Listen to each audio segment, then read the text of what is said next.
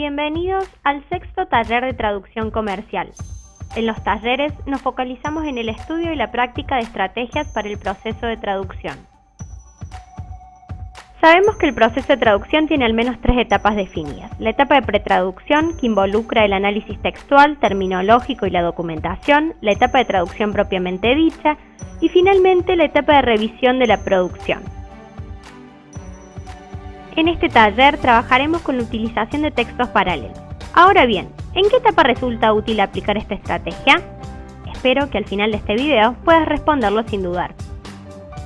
Para entender cómo funciona esta estrategia, pensemos en cómo reconocemos que una construcción determinada es un edificio y no una casa, por ejemplo. Lo que hacemos generalmente es compararla con otras construcciones que reconocemos como edificios, ya sea por su estructura, su función y su ubicación, entre otras características. La misma lógica podría aplicarse al uso de textos paralelos como estrategia en la traducción especializada. Los textos paralelos pueden utilizarse como puntos de referencia para reconocer en la cultura de llegada convenciones genéricas y estilísticas, terminología, micro y macroestructura textual, supuestos culturales, entre otros. Diferentes autores coinciden en caracterizar los textos paralelos como producciones lingüísticamente independientes, textos auténticos de la cultura meta que surgen en situaciones similares, que forman parte de los mismos repertorios, que tienen el mismo género que el texto base y que por lo tanto tienen el mismo fin comunicativo.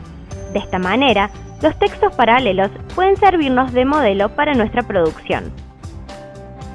Tomemos como ejemplo el siguiente fragmento de un balance sheet o estado de situación patrimonial. Si lo comparamos con otro estado de situación patrimonial, que funcionaría como un texto paralelo, podemos observar que se producen ciertos cambios en la estructura y en la organización de la información. Además, podemos utilizar este texto paralelo para extraer terminología específica.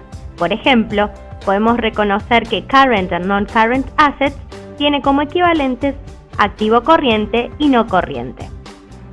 ¿Pero es conveniente trabajar solo con un texto paralelo?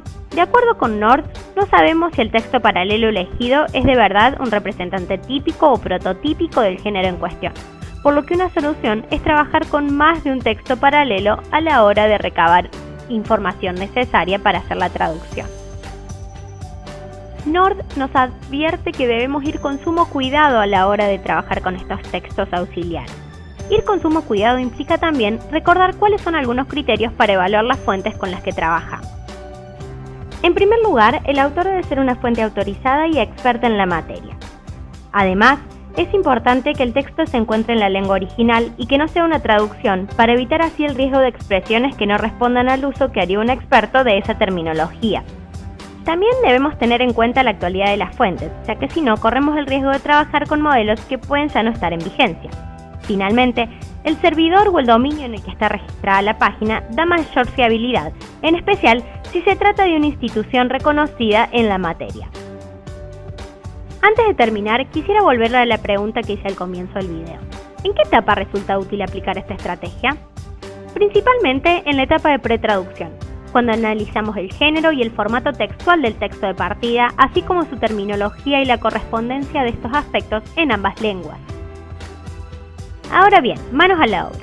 Junto a este video encontrarán una guía de actividades que deberán realizar y llevar al próximo taller y los documentos adicionales en formato PDF que necesitarán para resolverlo. De esta manera damos por finalizado el sexto taller de traducción comercial. Muchas gracias y nos vemos en el próximo taller.